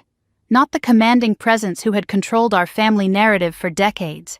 Just a woman confronting something she could not spin or manage or make disappear. "What is going on here?" she demanded. "What letter? What did your father write?" I held her gaze without flinching. For decades she had decided who mattered in this family, who got invited where, who was talked about and how. But now, standing in her dead husband's office surrounded by truths she could not escape, she had no power left. "Sit down, Mom. I do not need to sit. Yes, you do." Something in my voice stopped her, a firmness that had not been there before. She sat in Henry's old chair, her hands gripping the armrests like she was bracing for impact. "Vanessa has something to tell you. And then we are all going to have a conversation that is about 10 years overdue." Vanessa stood by the window, unable to look at our mother. Her voice came out small and broken. "Mom, I did something terrible, for years." She told it all again. The intercepted calls, the twisted messages, the lies that had kept me away from every holiday, every birthday, every family gathering for a decade. Each word landing like a stone dropped into still water, ripples spreading outward, changing everything they touched. Margaret's face cycled through emotions as she listened. Disbelief first. That is not true. Vanessa, that cannot be true. Then confusion. "But you told me Isabella did not want to come. You said she was pulling away." Then the slow, horrible dawn of understanding. The realization that her younger daughter had been manipulating her for years. "You lied to me? About your own sister?" Vanessa flinched but did not retreat. "I was trying to protect you, Mom. Isabella was always difficult. I thought if she was not around, things would be easier." "Easier for who?" My voice cut through. "For you? For Mom? Because it certainly was not easier for me." Margaret looked between us, her face ashen. "All those years, all those Christmases. I thought she did not want us. You thought what Vanessa told you to think." Margaret turned to me, something breaking behind her eyes. "Isabella, I did not know. I swear I did not know. Did you not?" I kept my voice level even though my heart was pounding. "Or did you just not want to know? What does that mean?" "It means Vanessa told you lies, but you believed them because they were convenient, because it was easier to have one perfect daughter than to deal with the one who did not fit your plan." She started crying then, soft, uncertain sobs that shook her shoulders. "I did not mean to hurt you, Isabella. I was just trying to keep the peace. You were not keeping the peace, Mom. You were keeping me out. There is a difference." The tears flowed harder. I watched her crumble in my father's chair and felt something complicated twist in my chest. Part of me wanted to comfort her. The old part, the part that had spent 35 years seeking her approval. But a stronger part held firm. "Your tears do not change what happened. They do not erase 10 years of being treated like I did not exist. I did not know it was that bad. I swear I did not know." "How could you not know?" "I told you. In the beginning I tried to tell you everything. About my research, about what I was building, about why it mattered. You stopped calling. You pulled away. I stopped calling because every conversation made me feel worse. I pulled away because staying close was killing me. Did you ever wonder why I stopped trying, Mom? Or did you just feel relieved?" The question landed hard. She had no answer, just more tears. Just the sound of a woman confronting a truth she had spent a decade avoiding. "There is more." I held up Henry's letter. Dad wrote this to Vanessa before he died. She found it hidden in his books. Margaret's hand reached out, trembling. Henry wrote to her? He wrote to both of us. He knew Mom. Somehow he knew what was coming. She took the letter and unfolded it with shaking fingers. The room went silent as she read. Her lips moved slightly, forming the words her husband had written 8 years ago. Do not compete with your sister. Protect her. Choose love over fear. When she finished, she did not look up, just stared at the paper like it might dissolve if she blinked. He knew. Her voice was barely a whisper. He knew I was failing both of you. There is a line there, she continued, her voice cracking. She is going to face battles you cannot imagine, and she will need family who believes in her. She finally looked at me. You faced those battles alone. Because I was not there. No, you were not. Isabella, I am so sorry. I know you are. But sorry does not give me back 10 years of feeling like I did not exist. Margaret set the letter down and wiped her eyes. When she spoke again, her voice was different, quieter, more broken. You want to know why I was so hard on you? Why I pushed you toward the bank, toward stability, toward safety? Yes, I have wanted to know for 10 years. Because I was terrified you would end up like me. I felt something shift. She had never talked like this before. When I was 23, I had dreams too. I wanted to be an architect. I had designs, portfolios, applications to graduate programs. I never knew this. Your grandmother told me it was impractical. Your grandfather said women do not build buildings, they build homes, so I gave it up. Married your father, had you girls. I do not regret the family, but I regret the surrender. The way I let their voices become my voice. She looked at me with wet eyes. When you quit the bank, when you chased this dream, I saw myself at 23, and I was terrified you would fail like I did. You did not fail, Mom. You quit. She flinched. Yes, I quit. And I have spent 40 years justifying it by believing the safe path was the right path. So you tried to force me onto it. I thought I was protecting you. You were not protecting me. You were protecting yourself from watching me succeed where you surrendered. The words landed hard. She did not argue, did not deflect. You are right. Her voice was hollow. I could not bear to watch you have the courage I lacked. So I told myself you were being reckless, irresponsible, foolish. And when Vanessa confirmed that story, I believed it, because I needed to. You needed me to fail. Long silence. I think part of me did, and I hate myself for it. I moved to stand in front of my mother, not towering over her but not backing down either. Do you know what it is like to spend a decade wondering why your own mother does not love you? I do love you, Isabella. Love is not just a feeling, Mom. It is a choice. It is showing up. It is asking questions. It is making space for someone even when they do not fit your expectations. You did not choose me. You chose the idea of me. The version that would have stayed at the bank, married someone safe, had 2 kids by 30. When I became something else, you chose to look away. I am not angry anymore. I was for years.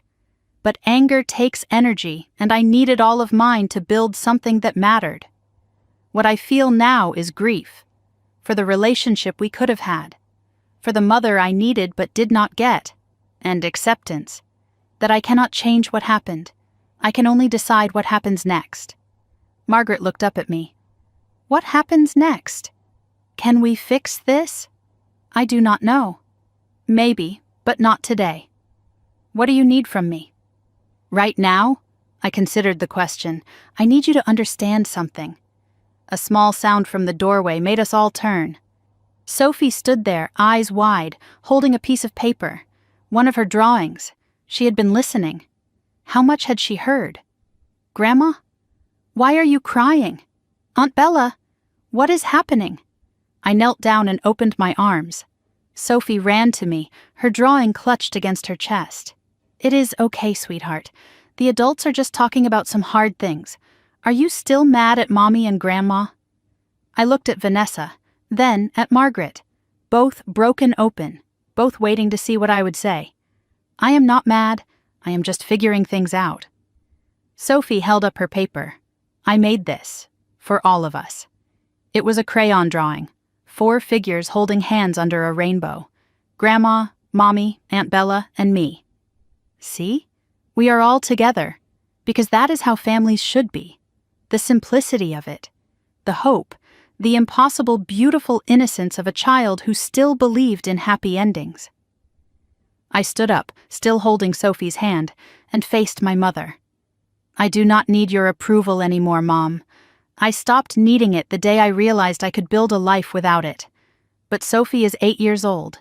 She still needs a grandmother who shows up, a family that does not hide, does not lie, does not erase people who do not fit the mold. I am not asking you to fix what is broken between us. I am asking you not to break her. Margaret stared at the drawing in Sophie's hand, at the 4 figures holding hands beneath the rainbow. I will not, she said quietly. I promise you, Isabella, I will not. Promises from my mother had never meant much before. But Sophie was watching, and maybe that would be enough to make this one stick. The reckoning was not over. But for the first time in 10 years, we were standing in the same room looking at the truth. What we did with it next would determine everything. 3 months passed. March arrived in Denver with melting snow and pale sunshine, the first hints of spring pushing through the gray winter. I stood at the window of my new apartment, a penthouse overlooking the city I had built my empire in, and watched the world slowly come back to life. Everything looked different from up here. The streets where I used to walk feeling invisible now stretched out below me like a map of possibility. The skyline I had stared at through so many lonely nights now felt like something I had earned the right to claim. 3 months since Phoenix. 3 months since the reckoning in my father's office. The news cycle had moved on, found new billionaires to celebrate, new scandals to dissect, new stories to tell. But inside my family, everything was still shifting, still settling into new shapes. People ask me if the money changed my life. It did, but not in the ways they expect. The penthouse was nice, the freedom was nicer, but the real change was quieter, slower, harder to measure. For the first time in a decade, my phone rang with family names, and I did not dread answering. We were not healed, but we were trying. And trying, I learned, was its own kind of beginning. 2 weeks after I returned to Denver, a letter arrived. Not an email, not a text, a handwritten letter on cream-colored stationery. My mother's penmanship, careful and deliberate. The handwriting of a woman who grew up when letters still mattered. I opened it standing in my kitchen, not sure what to expect. Dear Isabella, the letter began. I have started this letter 15 times. Each time I try to explain myself, and each time I realize explanations are not what you need. So instead I will just say this. I am sorry. Not sorry with conditions. Not sorry with but. Just sorry. I failed you as a mother. I let my fears become your obstacles. I believed lies because they were easier than truth. I do not expect forgiveness. I am not sure I deserve it. But I want you to know that I see you now. Finally, completely. Your father was right about you. You did something extraordinary, and I was too blind to watch it happen. I love you. I always did, even when I showed it badly. I hope someday you can believe that. Mom. I read it 3 times. Then I put it in the wooden box with my father's letter. I did not write back, not yet, but I did not throw it away either. It was the first honest thing my mother had said to me in years. I was not ready to trust it, but I was ready to hold it. Vanessa started calling every Thursday evening. Not long calls. 15 minutes, sometimes 20. No agenda, no manipulation, just talking. How was work? Sophie learned a new piano song. I tried that recipe you mentioned. The conversations were awkward and stilted. 2 strangers learning a language they should have known. We were not sisters yet, but we were practicing. 6 weeks after Phoenix, Vanessa called with different news. Her voice sounded lighter somehow. Freer. Derek moved out, she said. I paused, unsure how to respond. I am sorry. Are you okay? Honestly, I am relieved. She told me what had happened. He was furious about everything. The confession. The way things went in Phoenix. The fact that I did not leverage your success. Leverage, his word. He kept saying we should leverage the family connection, that I was wasting an opportunity. An opportunity? He saw you as a resource, Isabella, an asset to be managed. When I refused to play along, he decided I was not worth the investment anymore. I let that sink in. Derek had never seen me as family, just as a potential source of wealth he could tap. When Vanessa refused to be his accomplice, he cut his losses. You know what is funny? Vanessa continued. I married him because Mom approved, because he was stable and successful, everything a right woman should want. And now? Now I realize I spent 10 years in a marriage that was about optics, not love. I was so busy being the perfect daughter I forgot to ask if I was happy. Are you? Happy now, I mean? Long pause. I am getting there.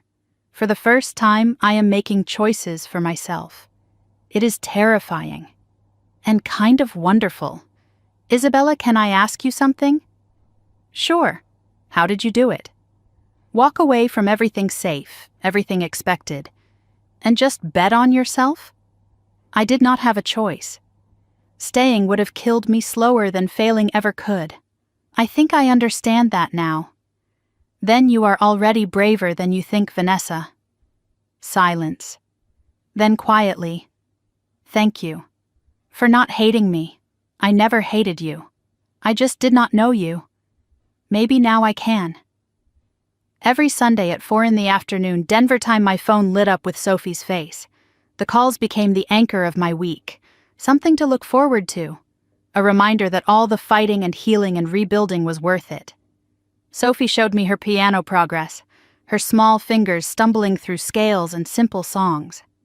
She introduced her hamster Snowball to the camera, holding him up so I could see his twitching nose.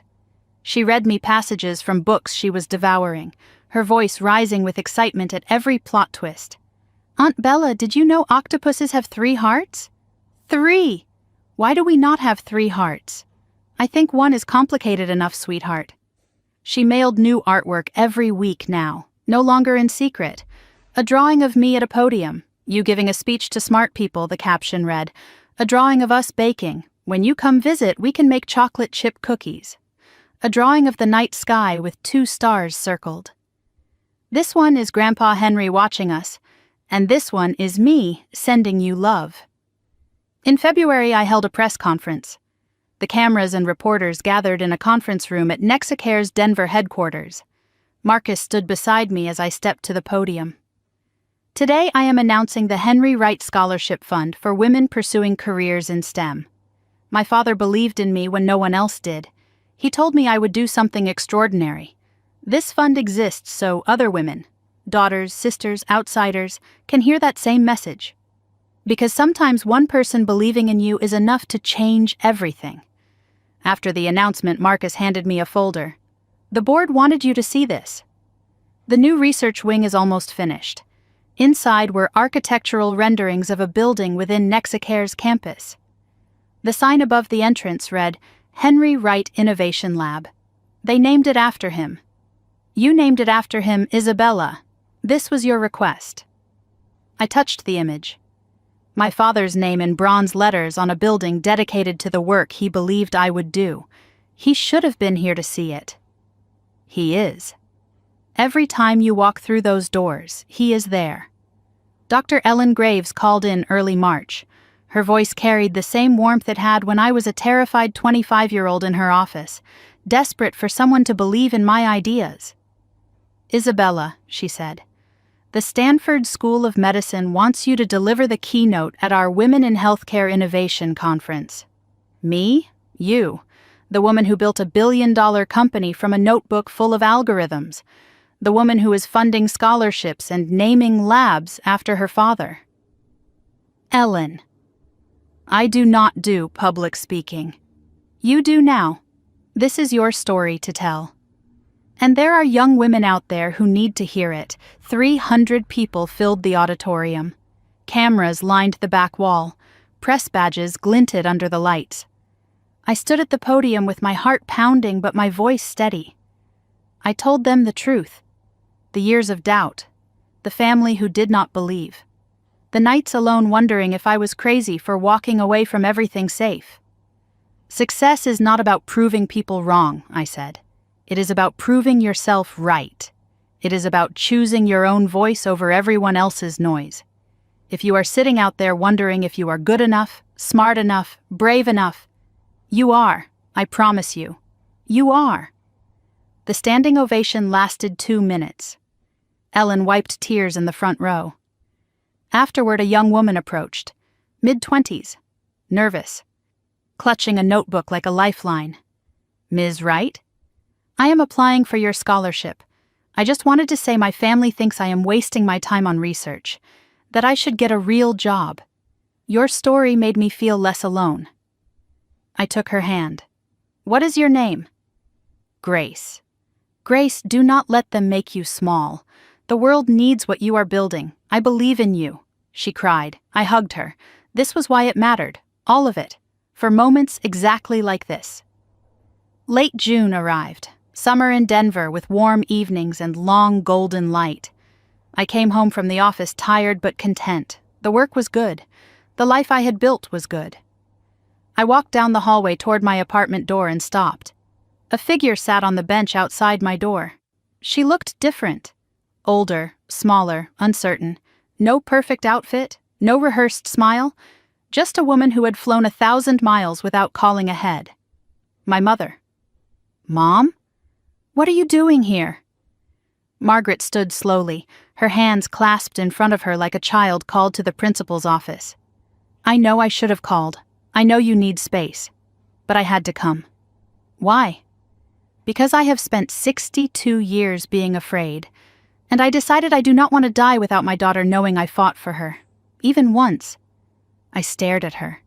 This woman who had caused so much pain, who had missed so much time, and yet here she was, uninvited, unannounced, terrified but present. It was not forgiveness, not yet, maybe not ever, but it was something, a mother choosing to show up, finally. I opened the door. Come in, Mom, I will make some tea. She stepped inside, and for the first time in 10 years, she was welcome. My mother stayed 3 days. We did not fix everything. We did not try to. The first day we mostly sat in silence. 2 women learning to breathe in the same room without the weight of expectation crushing us. The second day she asked to see my office. She walked through the halls of MedInsight, read the plaques on the walls, touched the surfaces her daughter had built. I had no idea, she whispered. I had no idea what you were doing. You never asked. I know. I am asking now. Tell me everything. So I told her. For 3 hours I talked about the early struggles, the investors who said no, the nights I almost quit, the breakthrough that changed everything. She listened, really listened, for the first time in 35 years. Your father knew, she said when I finished. Somehow he always knew what you would become. He believed when no one else did. I should have believed too. I am sorry I did not. I know, Mom. I know. December came again. 1 year since the news broke. 1 year since my mother called with trembling voice, asking if that was really me on television. But this Christmas was different. My penthouse in Denver was decorated for the first time. A real tree stood in the corner covered in lights. The smell of pine and cinnamon filled the rooms. Not because I had to celebrate, because I wanted to. The guest list was small but meaningful. Marcus Chen and his wife, their grandchildren running through the living room. Dr. Ellen Graves, 70 years old but sharp as ever, arguing about research with a glass of wine in hand. 3 colleagues from MedInsight who had become friends and then family. And arriving at noon, Margaret, Vanessa, and Sophie. The door opened and there they were. My mother holding a casserole dish. I made your grandmother's recipe, she said. The one Henry loved. Vanessa stood beside her looking lighter than I had ever seen her. No Derek, no performance, just herself. And Sophie launched herself into my arms before anyone could speak. Aunt Bella, Merry Christmas! I brought 17 drawings this time. And a present I made myself. After lunch, Sophie pulled me aside. Her face was serious in the way only children can be serious. Aunt Bella, I have something special for you. I worked on it for a whole month. She handed me a large envelope decorated with stars and hearts. Inside was a drawing more sophisticated than her earlier work. She was growing up. The image showed two figures standing side by side. One was clearly me. Curly hair, big smile, holding a laptop. The other was a man with gray at his temples and kind eyes. My father. Above them, Sophie had written in careful letters, "Grandpa Henry watching Aunt Bella change the world." Below that, "I know he is so proud of you because I am too." My hands shook as I held the drawing, 9 years old, and she understood what the adults had missed for a decade. "Sweetheart, this is beautiful. Do you like it?" I tried to make Grandpa look like the photos. Mom helped me find pictures. I looked up and found Vanessa watching from across the room. My sister nodded, a small gesture, an acknowledgement. "I love it, Sophie. More than you will ever know." She hugged me tight. "Aunt Bella, can you promise me something?" "What is that?" "Promise you will always be in my life, even when I am grown up, even when I am old like Grandma." I laughed through tears. "I promise, Sophie. I am not going anywhere." "Good. Because you are my favorite person. Do not tell Mom. Your secret is safe with me." That evening, after the guests had gone or settled into rooms, I stood at my window watching the Denver skyline glitter below. In my hand was Sophie's drawing. On the table behind me lay my father's letter, worn soft from years of reading. 1 year ago, I was a billionaire who felt like she had nothing. Now the money was the same, but everything else had changed. My mother and I talked every week, sometimes awkward, sometimes old wounds surfaced. But we kept talking. Vanessa was finding herself, enrolled in design classes, finally chasing the creativity she had buried for decades. Sophie was thriving, and she would never have to hide her love for anyone. I looked at the drawing, Sophie's rendition of my father smiling down at me. I used to think success would make them see me. That achievement would earn their love. I was wrong. Achievement earned their attention.